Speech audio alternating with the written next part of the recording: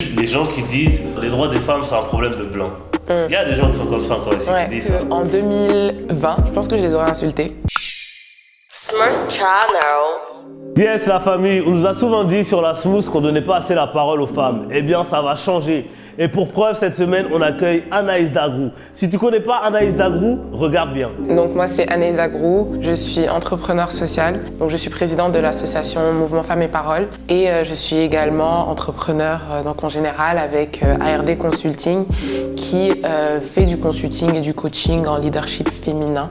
Également masculin, mais on est beaucoup plus focus sur le leadership féminin. Et je suis également première dauphine du concours Miss 2.0. Smurfs TV. J'ai vu aussi sur ton Instagram que tu es une fervente défenseuse des droits de la femme. Ouais.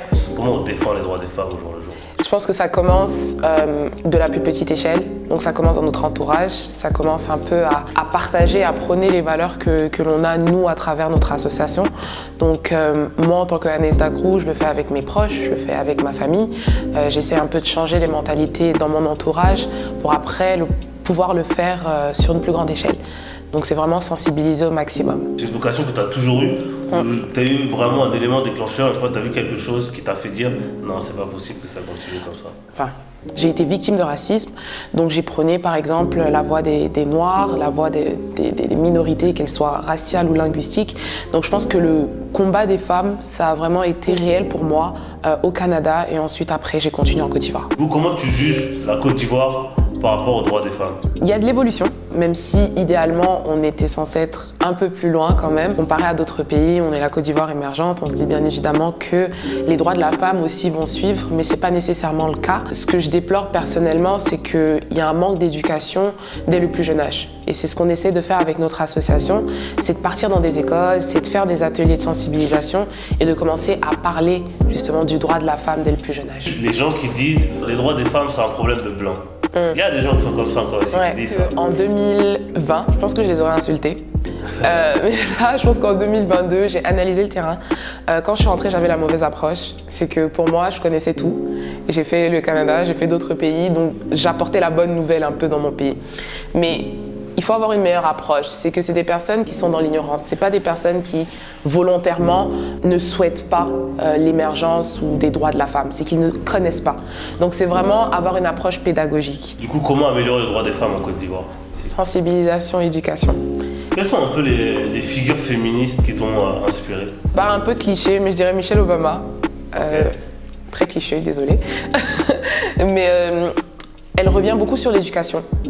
Donc je suis pas, comme je vous disais tout à l'heure, je suis pas féministe. Je vais pas aller dans la rue, crier, donner les droits aux femmes, c'est vraiment pas mon truc. Je suis beaucoup plus le travail en arrière. Donc qu'est-ce que l'on fait à travers l'éducation? Donc je vais toujours essayer de revenir à l'éducation et c'est quelque chose que Michelle Obama fait beaucoup. Elle parle de l'éducation des filles, elle parle de l'importance d'inculquer certaines valeurs aux filles et justement quand elles grandissent, elles arrivent à incarner ces valeurs-là. Ça me fait penser à quelque chose. L'histoire africaine telle qu'on la connaît, peut-être ne nous aide pas là-dedans. Pour ça, par exemple, quand on regarde en Europe, il y a des figures féministes depuis la nuit des temps, depuis Jeanne d'Arc, je crois, tu vois, les féministes peuvent citer plein de... Et c'est vrai que du coup, par le fait que l'histoire africaine a été effacée ou en partie, on n'a plus le nom de toutes ces grandes dames, parce qu'on sait qu'il y a eu, que ce soit des combattantes, que ce soit des princesses, des reines qui ont été vraiment grandioses pour l'Afrique.